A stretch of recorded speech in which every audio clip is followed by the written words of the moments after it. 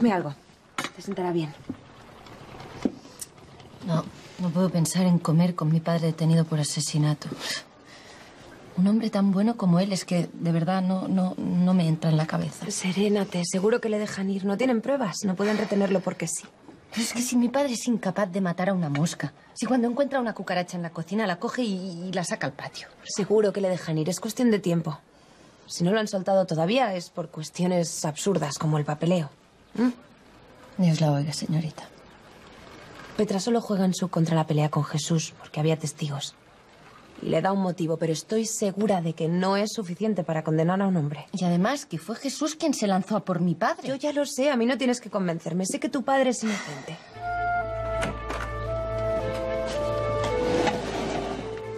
¿Has podido hablar con él? Sí, me ha costado mucho, pero al final he podido estar con él un par de minutos. ¿Y cómo está? ¿Cómo lo has visto? Pues mal, aunque el pobre trata de disimularlo.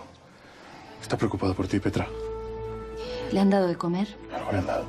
Mi padre tratado como un criminal. No, si es que esto es peor que una pesadilla. Cálmate. No hay pruebas, no puede haberlas. Esto es absurdo y ya está durando demasiado. Claro, la señorita Celia tiene razón, ¿eh? Sí, es inocente. Es inocente y pobre.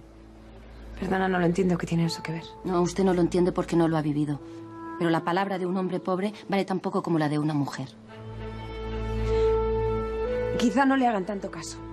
Pero de ahí a no poder defenderse, si es inocente, es inocente. Si mi padre estaba en la fábrica cuando asesinaron a Jesús, cualquier hombre de bien ya estaría en la calle, pero mi padre no. Mi padre sigue ahí, retenido. No tenemos voz. Y usted me dice, no hay pruebas, y yo le digo, ¿y qué más da? Si no nos escucha. Señorita, Petra tiene razón. No es que lo vea todo negro, vestido cecada, es la realidad. A nadie le importa que un obrero se pudra en la cárcel, aunque sea inocente. Solo te escuchan si tienes dinero en el banco, o una casa, o terrenos. Nosotros solo tenemos nuestra palabra y el sudor de nuestra frente. Pero parece que con eso no basta. Algo habrá que podamos hacer. No se preocupe, señorita, de verdad. Usted ya ha hecho suficiente. Creo que tengo una idea. Necesitamos a un abogado. Y tenemos uno.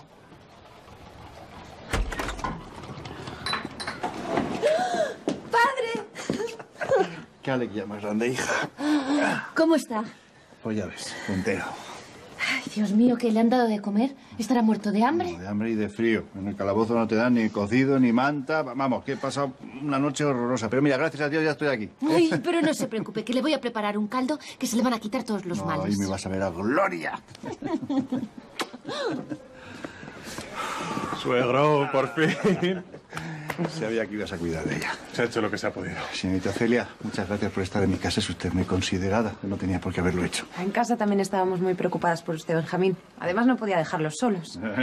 Es usted demasiado amable. Si ha salido del calabozo es gracias a las hermanas Silva, especialmente a la señorita Celia. Ay, muchas gracias, de verdad. Y estoy muy avergonzado de haberles puesto en este compromiso. No es ningún compromiso. Pero no hemos sido nosotras, ha sido el señor Montaner. ¿El señor Montaner? ¿Cómo? Él habló con los guardias y con el comisario que lleva el caso. Pues eso ya tiene mérito, ¿eh? Porque a mí no me quisieron escuchar. Lo sé. Petra me lo dijo. Por eso el señor Montaner llamó y dijo que usted estaba en la fábrica a la hora que murió Jesús y que él mismo lo había visto. Y eso terminó de convencerles. Y ya sabes, si un señor de la aristocracia lo dice, no tuvieron más remedio que soltarle, ya no tenían excusa para retenerle. Miguel, no es momento de sarcasmos. Pero si es la verdad y bien agradecido que le estoy al señor Montaner. No, yo sí que estoy agradecido al señor Montaner. Señorita Celia, y dígale de mi parte que cualquier cosa que yo pueda hacer para demostrarle la gratitud que le tengo. No exagere, Benjamín. Solo hemos actuado para evitar una injusticia. Además, no sabe la falta que nos hace nuestro encargado en la fábrica. Pero sí que es buena, que lo hace para quitarse mérito. Bueno, pues yo sé lo que han hecho. Lo han hecho de corazón. Y eso yo no lo voy a olvidar. No es para tanto. Le tenemos mucho aprecio, igual que se lo tiene mi padre. Lo mínimo que podemos hacer es invitarla a cenar. ¿Ah? No, os lo agradezco muchísimo, pero no puedo. Tengo muchos quehaceres pendientes en casa y mis hermanas me estarán esperando. Así que yo les veo mañana. Bueno. Muchas gracias, señorita. Descanse, Benjamín.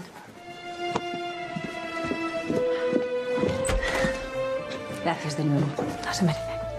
Aquí hay que estar con 1000 ojos, hay que saber lo que le falta, lo que le sobra a cada invitado. Hay que estar muy despierta. ¿Cómo va la instrucción? Muy regular. ¿En qué quedamos? ¿Muy bien o regular? Mal. Ahora me lo has demostrado. A esa pregunta de la señorita tenía que responder yo. Primero hablo yo, que soy el ama de llaves, y luego tú, que eres la camarera. Perdón, yo no vuelvo a hablar hasta que usted no hable primero. Y solo faltaría que te pusieras a hablar con los invitados o a discutir con ellos. No puedes hacerte notar. No, invisible y muda. Eso sí eres capaz. Todo va a salir bien, Rosalía, no se preocupe. ¿Ya le ha conseguido el uniforme? Ahora voy a ocuparme de eso. Pero esto es peor que la fábrica. Rosalía solo quiere que todo salga bien. Para ella es una gran responsabilidad.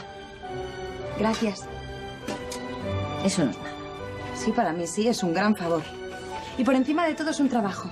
Así que quiero que sepas que el sueldo como camarera lo vas a cobrar. No, ni hablar. Yo no hago esto por dinero. Pero es lo justo. Pero luego dejaría de ser un favor. Y yo quiero que sea un favor. El dinero lo vas a cobrar, no es negociable. ¿No has oído a Rosalía? Las camareras no discuten. Yo invisible y muda. Exacto. Vamos a brindar por la salud de mi santa esposa y por la nuestra también. ¿Sí? Camarero. De verdad, no se moleste. ¡Oh! Pero, ¡santo Dios! ¿Se puede saber qué haces? Lo siento de verdad. Pero qué desastre. Mira cómo me has puesto el vestido. Ha sido culpa mía, señora Loigorri, que he empujado la bandeja sin querer. Pero tú sabes lo delicada que es esta tela. Ha sido sin querer, doña Dolores. Perdóneme, por favor. ¿Pero qué es lo que ha pasado? No sé dónde contratáis a este personal de servicio tan torpe. ¿Me permites? Es que lo he estropeado todo. Le podría haber pasado a cualquiera, Petra. Cualquiera puede tirar una copa de vino, pero no en el vestido de la señora Loigorri. Es solo un vestido. Y ahora hablará mal de la fiesta por mi culpa. La señora Loigorri habría hablado mal de la fiesta en cualquier caso.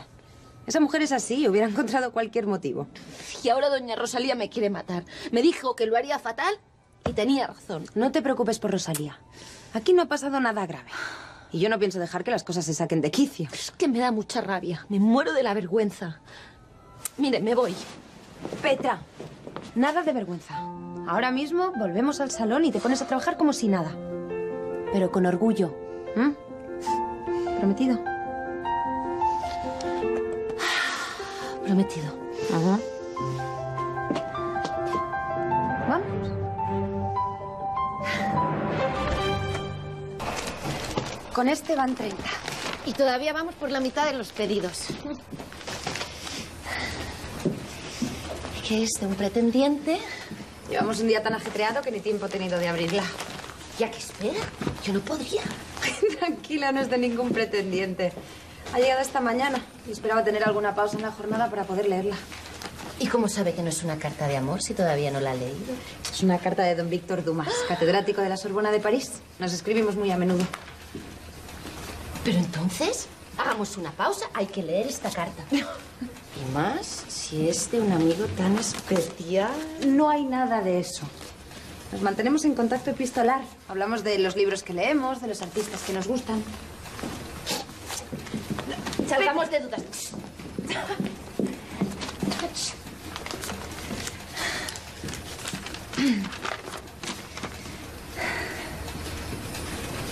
Señorita, creo que deberíamos retomar las clases de lectura porque yo aquí no entiendo nada.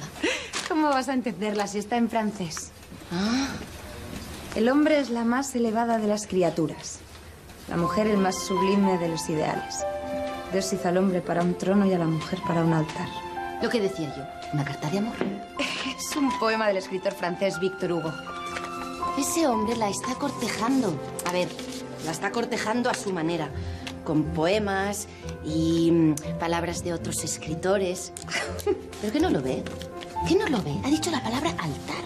Eso quiere decir que quiere casarse con usted. No hay nada de eso. Siempre hablamos de literatura, solo ha copiado los poemas que le gustan. Él es un catedrático. ¿Y los catedráticos no se enamoran? Escríbale una carta de amor como Dios manda. Y salgamos de dudas. La casa es blanca con una verja verde. El gatito ronronea subido a su tejado rojo. ¿Ves? Estás avanzando mucho. ¿Usted cree? A mí me parece como que tengo una patata en la boca. Algunas palabras se te atragantan, pero es normal. Sigue practicando con confianza. Vale.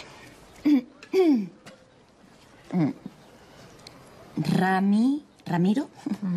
Ramiro ha roto un jarro de flores rosas y rojas. Su ama le ha reprendido y él lo ha tenido que recoger. ¿Ves? Esta vez se le ha notado mucho más segura. Estás avanzando mucho y en muy poco tiempo. No me diga eso que me lo voy a creer. Y al final la querré imitar y estudiar en la universidad. ¿Qué te parece, Miguel? Pues yo le agradezco mucho su esfuerzo, señorita Celia, pero ¿no podría prestarle otro tipo de libros a Petra para que practique? ¿Pero qué pasa con los que me ha prestado? Porque yo estoy harto ya de casitas, gatitos y...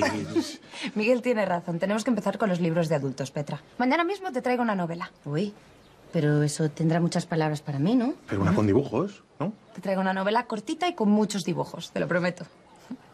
Pero por el momento la clase no ha terminado. Ahora toca practicar la escritura. Bueno, os dejo seguir con la clase. Adiós. Adiós. Pues yo creo que quien va a practicar la escritura es usted. ¿Yo? Sí. Tenemos que escribirle una carta a Víctor Dumas. Petra. Pero hágalo. Si será muy divertido escribirle una carta de amor a alguien que todavía no conoce en persona. ¿Te hace más ilusión a ti que a mí? Bueno, practique. ¿Qué le pondría en una carta de amor? No sé. Empezaría con algo poético. ¿Cómo qué? Querido mío, tus palabras son tan maravillosas, tan dulces, que me llenan de una poesía que me transporta a un mundo más feliz. No, demasiada verborrea, me aburro. Querido mío, tus cartas son el espejo en el que mirar. No, yo no metería las cartas por ahí, no. Tiene que ser algo directo. Eres una profesora muy dura. Es que todo lo que dice suena falso. A ver, el amor es sencillo, ¿me comprende? El amor no se piensa, se siente. En las cartas hay que pensarlas, las palabras no salen así como así. Bueno, señorita, al pan, pan y al vino, vino.